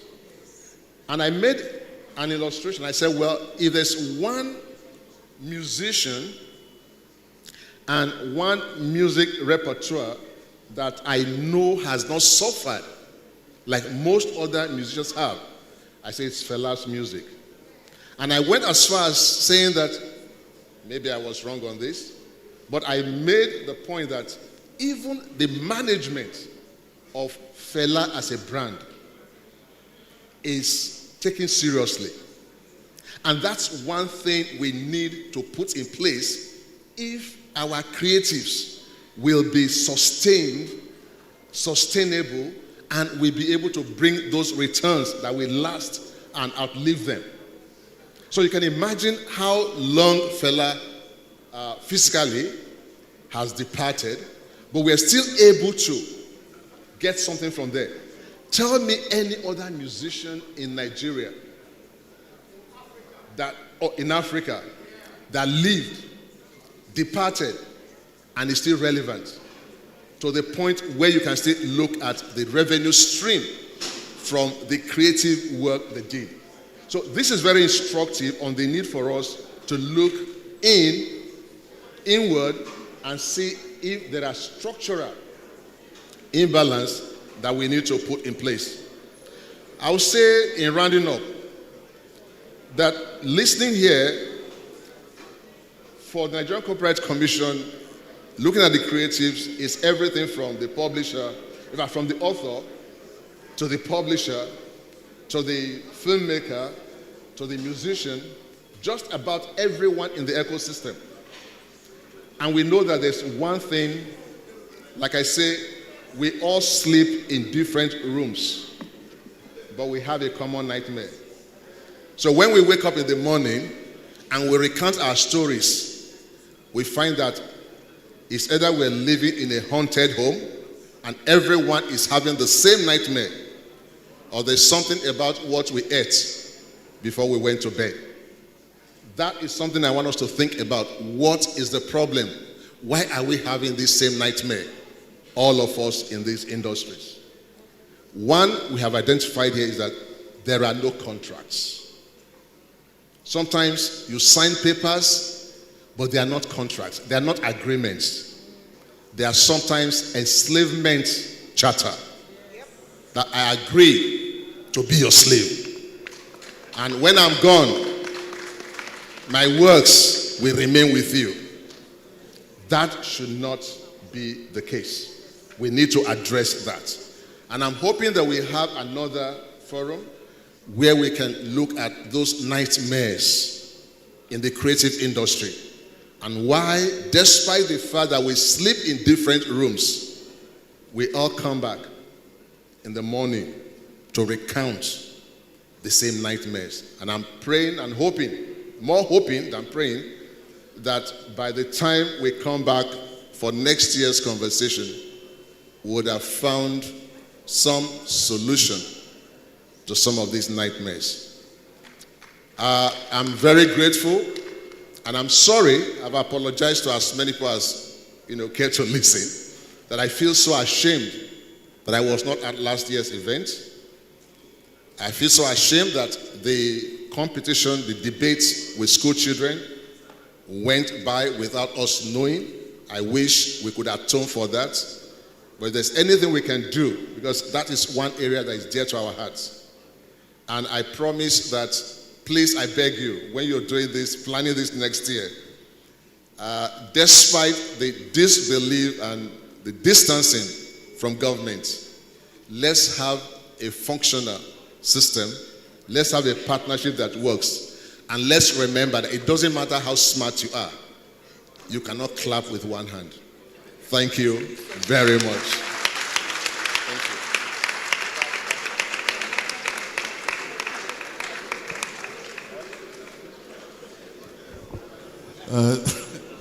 Thanks to the DG. Oye, we were doing our final summations, and Oye had not had his opportunity. So. Okay, I'll be very quick because basically most of the points have been covered. Touching on the government, there are a few sectors that are actually properly structured. They might not be the best, but they are well structured. So when you look at the financial sector, CBN, and I remember in my earlier life, I worked in a bank, and before CBN brought out any policy, they'll call us in, have a pop-up bankers forum. And it was very, very strong. And end of the day, we would collaborate together, And also looking at the telecoms, the NCC, they play a very, very strong part, whereby they even find telecom companies that don't adhere to their policies. So in the same vein, with the new creative and cultural sector created, I like the 8-point plan she came out with, because they're all measurable. There are targets assigned to them, which is quite laudable, because most times people just get to the jobs and they don't even put a plan out. They don't even make it public. They don't say what their targets, what they hope to achieve. So while we wait for execution, at least there's a plan out there that publicly that everyone can measure that department against. Speaking on collaborations, most of my life I've stayed on the platform side, and what happens is that platforms enable creators, and they bring together users, consumers, customers in. And we do need more platforms, whether it's local, whether it's international. We need to be better at partnerships. We need to be better at licensing. We need to be better at contracting, negotiating. But all those things, it still boils down to education, because how many OBs are there in Nigeria? How many OAs are there in Nigeria? How many Lolas are there? And if we can't replicate, so when I build teams, I always make sure that I pass as much knowledge as I can. But even to get, recently I've been trying to hire people in, and even to get people, it's very, very difficult. You know, it just shows that what the universities are churning out isn't really great, or most of them are jackpot. So we're left with a problem because we need to fill that capacity. We need to build back the skill sets. We need to make sure that people are up to measure, you know, because we can't do it alone. It's collaborative. It's a people thing. People build nations. It's not one leader. So we do need to work together collaboratively. I like what he had said, whereby we all live in different haunted houses. As long as we keep on staying in silos and we don't collaborate, because we have the same common problem. She has the same problem as I, and all that. We do need to collaborate, you know, and we just need to start talking. Enough of these forums, let's just start talking. Let's work, let's execute. I've been in so many forums. It's, you know, anyway, thank you.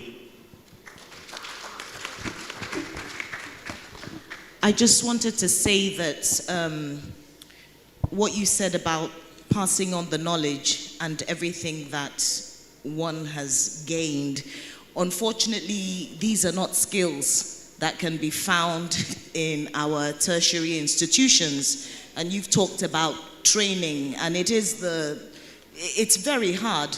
But I just want to encourage all of you, if you haven't already spoken to William Schumer, who runs the Lagos Lab and also is in charge of the Nigerian Jubilee Fellows. So we're doing a collaboration with UNDP, and we're going to train 32 people, agents and editors for the publishing industry. And if you can replicate that in your different sectors, and you know what's really great about it? They come, we provide the training, but for 1 full year, the UNDP pays those individuals every month. So you're not having to pay them, you are just facilitating and passing on that important knowledge. Thank you.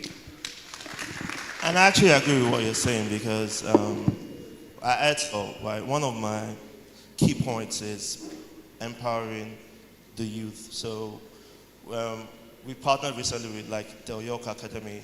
They are putting out animators, and we're making sure that at least we do our best to partner.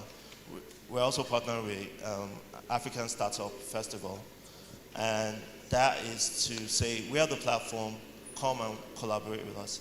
So yes, we all have to do our own path and see how we can move this forward. Thank you so much. So everybody, thank you so much. I think we're done on stage, and I can see hands are going up. I don't know who's going to help us take the mics round. Wow. Oh wait, hold on. Before you take any questions from the top, Jaman still has something to say. No, just talking about collaboration. I want to look at collaboration from beyond creatives and entrepreneurs collaborating. And I want you to imagine that I'm your pastor, referring you to the Bible once again, because you'll be bored. You know, collaboration can also be within the entire system. I'm reading here now. The policy actually says that culture, women, and children, culture and education, culture and national health care, culture and agriculture, culture and environment, culture and tourism, culture, science and technology, culture and poverty alleviation. What that gives you, there are about 8 or 10 government agencies which should be working with us. Yeah.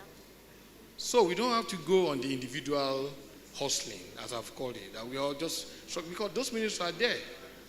The Minister for Science and Technology said he or she never heard about Naseni. So he? That's the minister. They never heard about a major agency of government that gets billions of naira every year. Because what have they been doing? Where's the research? So it means that if you really talk about collaboration, you can get all these agencies to, where do they put the money? We're being multiple taxation. We're paying so much money, we're overtaxed. We can't even get money to produce our content. But the ministries are getting all the money. What do they do? with the money that they get. That's our money. That's all I want. Thank you. Where's our chief? I think we should start. Chief, come back. Start with the ladies and see. Yes. Start there. Thank you so much. Thank all you guys for your entertaining us for hours. I mean, we've lost count of the time. You've been so brilliant in your presentations. I hate to be the one to ask the first question because there's always something you wish you had asked when everybody else has spoken. But nevertheless, I just have two questions. When I was growing up, music, drama, all of these things were like taboos. If you told your parents, I want to be a singer, it's like the person is going to perdition. I want to find out from you what your various industries have done to change that image of the artist and to make our young people feel very comfortable that they have this talent and that it is recognized, it's applauded, it is an honest, honorable sector to be in. So that's the one question. The second one is, I'm not sure how the various industries are taking advantage of opportunities when they come. For instance, when we have these gangs of New York, or was it Gangs of Lagos? Sorry. Gang of Lagos film that went on, is it Netflix or Prime? I'm not sure which one. Prime.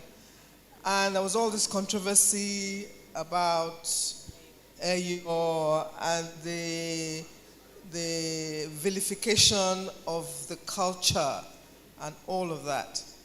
And it kind of seems to have died down. And I thought this would be a wonderful opportunity, and that's what happens elsewhere, for artists to dive into that Lagos Island where the film docu-series will be flying out, interviews, because as Lagos Island Connect, which is one of the organizations that we're trying to marshal as a model for engagement at local governments across Lagos State, has done, is to have a review of the comparative advantage of various local governments. And we've started with Lagos Island. Of course, commerce, because of Engbeti and all of that, was number one. But number two was tourism. And Lagos Island has Freedom Park, it has Darocha House, it has so many cultural icons and places, so that it becomes a tourist hub, a money spinner, because it has been projected that way. And I just want to find out from any one of you what advantages you're taking of such opportunity. Project Nigeria, project community, project the citizens that live in those places, and make money for Nigeria. Thank you. Great question. I mean, Jaman, I think, is going to give you a response. From my perspective on it, I have a little bit of a perspective. Even though I'm a big culture supporter, I wasn't one of those people freaking out about the presentation of Ayo. I felt it was an overreaction to a very, Ayo was in the film for about 5 seconds, right? And I think the film was a great film because the film made Lagos a character. Yes, it's a particular type of film, and we're in a country where we tend to not engage a lot of ourselves. If you were Italian, you've had to deal with 60 years of being presented as mafia. If you're Mexican, you're being presented as a drug dealer for 40 years, right? Nigerians have hardly even made films about 419, which was how we were actually being seen by the world for maybe 30 years. So we've been a little bit artificial for me. And I like Gang of Lagos, but I think it's quite authentic. But at the same time, just to answer the second part, I have a friend called Niyo Lagunju, who is a very talented artist. He's a visual artist and a sculptor, but he's also a filmmaker. And he's been documenting cultural festivals for about 8 years. And 2 years ago, he gave me 8 of his documentaries, which we tried to push to Amazon and Netflix. But you know, as they're building their catalogs, they're not yet at the point where they have entered those. But when we talk about storytelling, before we got on stage, I was telling Lola, it's in one of my notes, that when you talk about African storytelling, in the last 50 years, much more money has been spent on African wildlife than African people. So there's maybe $500 million has been spent on elephants, the Masai Mara, the Serengeti, Kilimanjaro, all those things. When it's a story about an African, if you get $500 million, you're lucky. So the issue is about value and perception. But Ni has a stunning documentary on the Eyo, Egungun Ibadan. I'll send you the clip. It's beautiful. And I hope that organizations like yours can take advantage of it, because I think you're right. There will be a lot more stories like that digging into the culture, because our culture is endless. But you can't leave our culture on the wall. We need to bring it alive, and that's what film does. The fact that it even animates a conversation, to me, is a positive thing. Because I'm sure the filmmaker, I was at the premiere, and I said to her, they're going to come for you, and they came for her, right? But I said, but that's the point, you know? If you make it and it's just safe art, it's not authentic. But that's my personal opinion. Jamal. Well, I wanted to respond to Auntie Ems. Good afternoon, ma'am. Well, again, just to bore you, here, you know, it's like we go around in circle, and I don't know, maybe that aphorism is right, that we don't like to read, or when we read, we don't digest. All these informations have been put, just Google it, please. The relationship between the creative industry and traditional institutions. If the producer of that film, if they have just been aware, they will run into the problem they run into, and they are even protected. They are protected. Now, I mean, that's just to say that it's not as if we don't have this law or these policies, the enabling environment as we create, but we're not aware. And when you are not aware, it's easy to cheat you. For some chief to sit down somewhere, one guy who appeared on television was calling people names. I look at the guy. This guy has never probably done a job to earn a salary in his life. But he was challenging someone who mobilized funds to produce a film, who probably sold a house, and you have not done anything except hanging around the palace. Okay, so that's by the way. The answer, I think we're a people who forget where we're coming from. So after the Civil War, okay, the first instrument, in fact, before the Civil War ended, the first instrument that Nigeria as a state whip up to actually counter this crisis among the different tribes was culture. Ambassador Segun Olushola, Erabo Emopaye, Damasani Kano, Maitama Sule, they came together and said, look, we can do National Festival of Arts. So they used dance, only dance with music, to solve Nigeria's problem. Because we were still going after each other. But then they brought everybody together so that all the dancers and musicians, they all converge in one place. Just beating drum and dancing. And it was not football. It was the same culture. Why have we lost that? It's there. Thank you. The second point is that up till 1988, Lagos State, where we are, because I'd like to talk more about Lagos, had what we call the local government cultural festivals.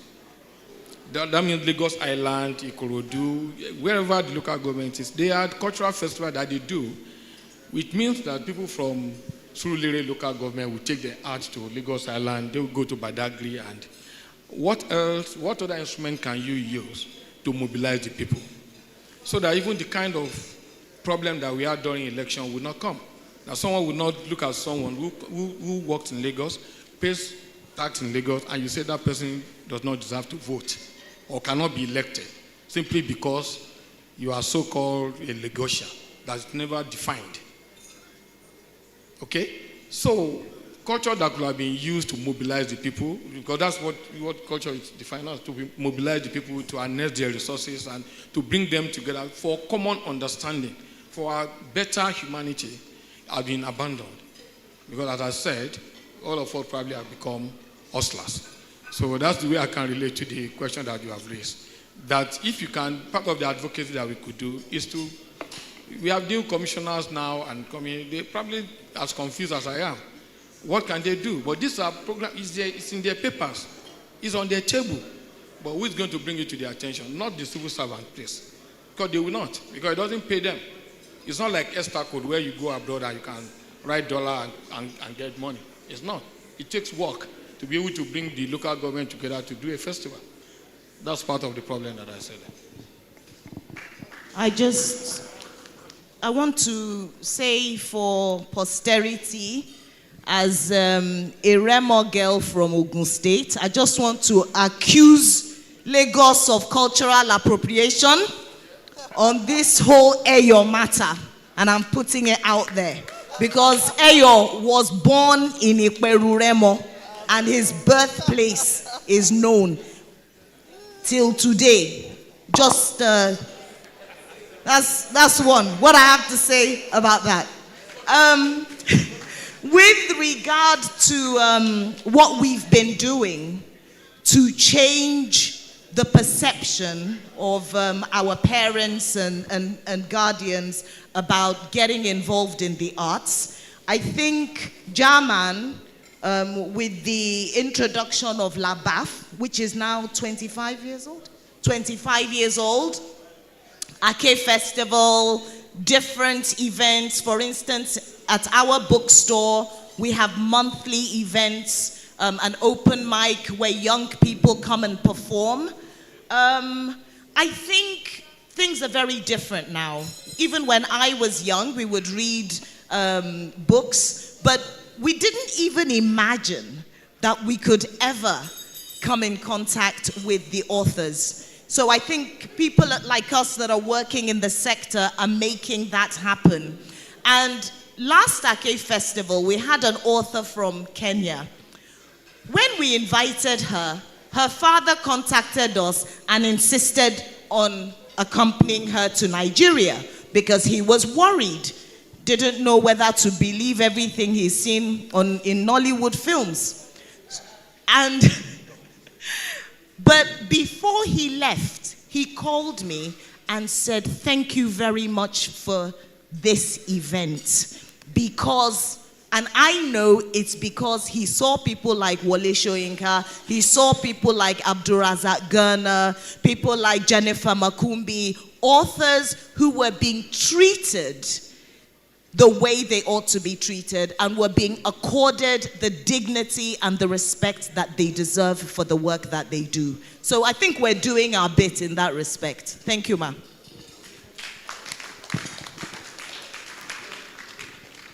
I also wanted to add that, no worries. Is an educational aspect, of course. I think when we think about the creative industry and educating our parents, we are thinking about the front-facing creatives. Any industry has got a back end. I'm not a musician, and yet I'm in the music industry. And so we need to also start speaking about the business of these creative industries, that you can have a law degree and still be in the creative industries. Things like music, arts, are the things that make humanity, that are universal languages for all of humanity. And that is why years and years later, I, a South African girl, am sitting at celebration, in celebration of an icon and an institution.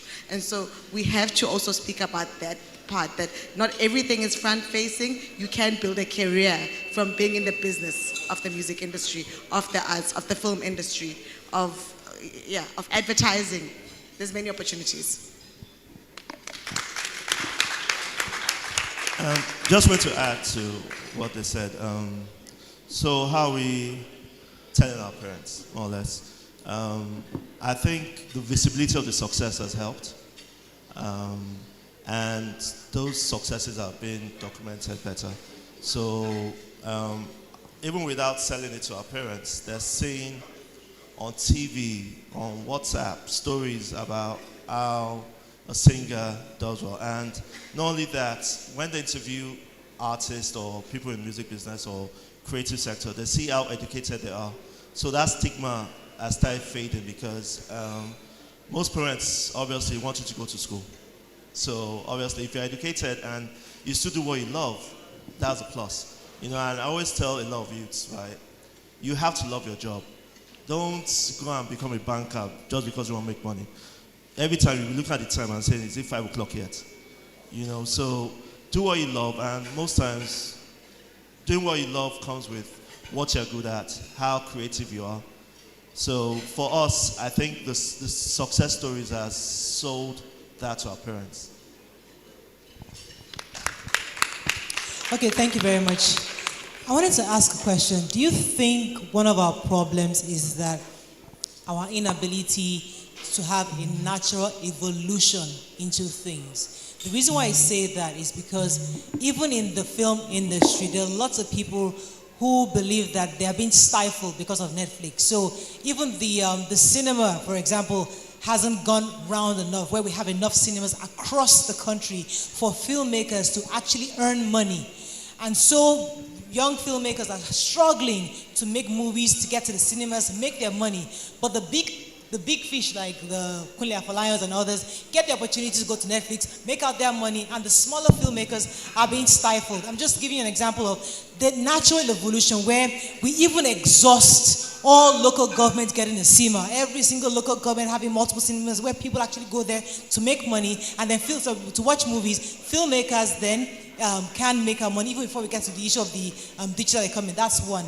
And then it also connects to what Jama said earlier, saying that, oh, because you live in Lagos, suddenly you become governor. These things happen after an evolution happens, where it's gradual. It comes to a point where, you know what, I've been here, my kids are not going to care who's from north, who's from south. My kids are going to say, well, I'm going to be governor of Lagos, I don't care where my parents are from. It comes naturally. You don't force it on people, say, you know what, you're from the north, you become the governor of the state.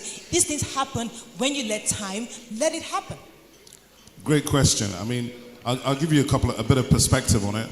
I think first of all, what people fail to understand is that if you're looking at film and television, cinema is the summit, right? And in every country, that's the way it is. But the big industry that drives everything is television. Do you understand? So actually, the filmmaker should be working in television. The problem we have is that our free-to-air television model is broken. So the guys who should be making content for television most of them have never bothered because the TV channels are asking them to pay money for the airtime. But actually, everywhere else, TV channels commission content, and you watch the TV channel because of the content on it, not because of the name of the channel, right? So we have to fix the value chain. The first thing you have to fix is free-to-air television.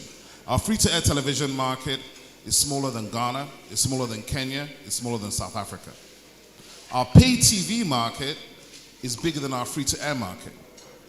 That's the problem. Cinemas, we have 200 screens. You can't get to money in terms of scale in a market this size until you have like 10,000 screens. So that's an economic situation. Nigeria does not have the money to build. I'll give you an example. In the last 10 years, China built 10,000 cinemas a year for 10 years. There's no country in the world that has that money. That's what China did. The Indians have like 24,000 cinemas. The whole of the continent in Africa has less than 1,000. So the issue is economic, it's a financial issue. Then obviously when you're an up-and-coming filmmaker, you're not going to get Kunle Afolayan's commissions because it's show and prove. The commissioning editor is going to look at you and say, I like your potential, but I've seen 6 of his films. He's getting a different money. It is what it is. But everybody in Nigeria is a conspiracy theorist. So everybody believes that Netflix has been locked up by 5 people, Amazon Prime by another 5. But the truth of the matter is the quality of the work speaks for people. And if you're the top level, if you're number 1 in this market, everybody knows you're number 1. And everybody comes for you. So what I think you're going to see in the next 5 years, though, is a lot of the names we're seeing now will not necessarily be the names. Because for streaming platforms, what they're looking for are showrunners. They're looking for showrunners. It's TV, it's limited edition, limited series. It's not necessarily the big executive producer. It's not necessarily the director. It's the showrunners. And we don't have that many in Nigeria. We have maybe 5. And a lot of them, you don't even know their names because they're still inside the system. So we're still evolving. You're right about the evolution. I think it's just to understand that in the film television space, because everybody's talking cinema so much, everybody's eyes up here on cinema. But I'll give you a true story. 2 years ago, I'm at a film summit in Lagos. The Director General of the Kenyan Film Board was here in Lagos, and he was asking, as a room full of Nigerian filmmakers, and he's asking, can I get originals, Nigerian originals, for East Africa? I can handle Kenya. Through my network, we can do Rwanda and Uganda. And nobody put their hand up. So I had to ask these guys, because they didn't understand. They thought free to air meant he was saying it was free. I said, no. He's going to license it and put it on television, and then the advertisers will advertise on it, and you can get revenue. And to use an example, if you remember a TV program called Seinfeld. I don't know if anybody remembers Seinfeld. It's like a comedy. Seinfeld stopped running in 1996, right? 1996. It's 20-something years ago. I don't know, 26 years ago. Today, it has generated something like $5 billion. How? Licensing. It was being licensed in 200 markets. And in all those markets, you pay the fee. And they get the money. So Nigerian filmmakers and content makers, we actually need to break the algorithm and go beyond Netflix to television. Because if I get my show on 200 television markets in Netherlands, Belgium, Holland, Germany, France, I'm good. I don't need the streaming money. I'll take the licensing money. So I think it's not, we shouldn't play victim because we're ahead of almost everybody else on the continent. The South Africans have 800 screens, we have 200. But that's pretty much the continent, except I'm not counting the Maghreb, but sub-Saharan Africa.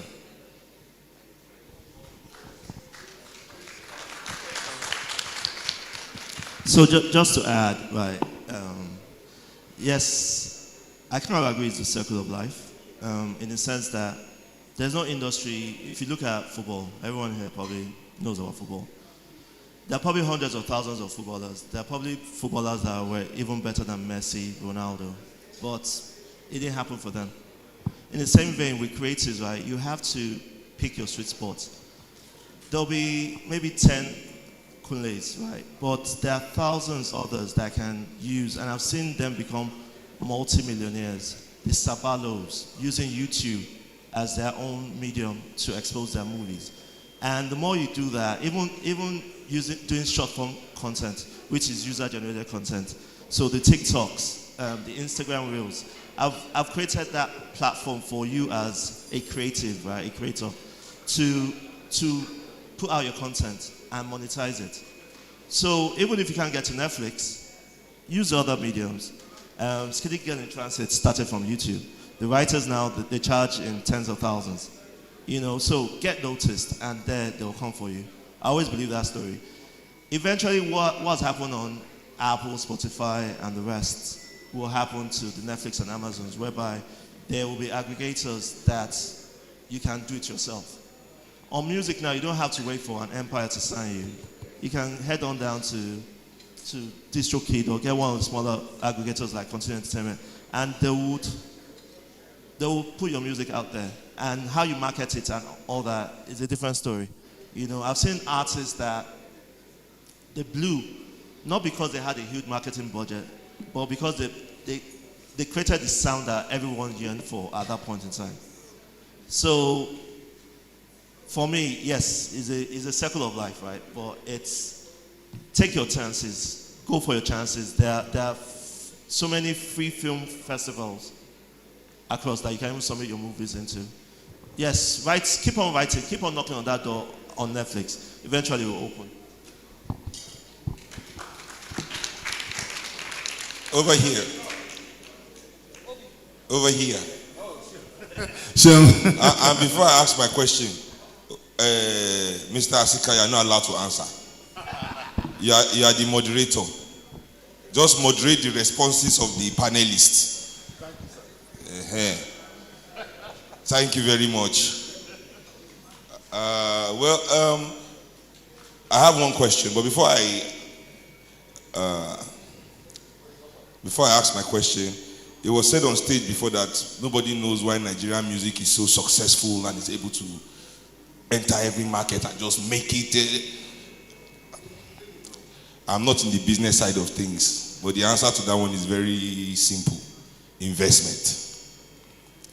Nigerian musicians, at least the popular ones that break into this market, have millions of dollars of Nigerian money behind them. They can go into any market and pay any PR, whatever they want, to enter that market. So that's the answer to that. We say that all the time as Nigerians to feel special, and I don't like it because we denigrate our brothers and sisters that are artists in other countries like we are the best. Oh, Nigerians are the best. We have the best investment. In fact, I have an interesting nugget on this issue, that the Nigerian elite, of the elite within their wealth brackets in the world, like countries that really have some cash, we don't have money, but you know, we show. we are the only ones that invest more on entertainment than we do on education.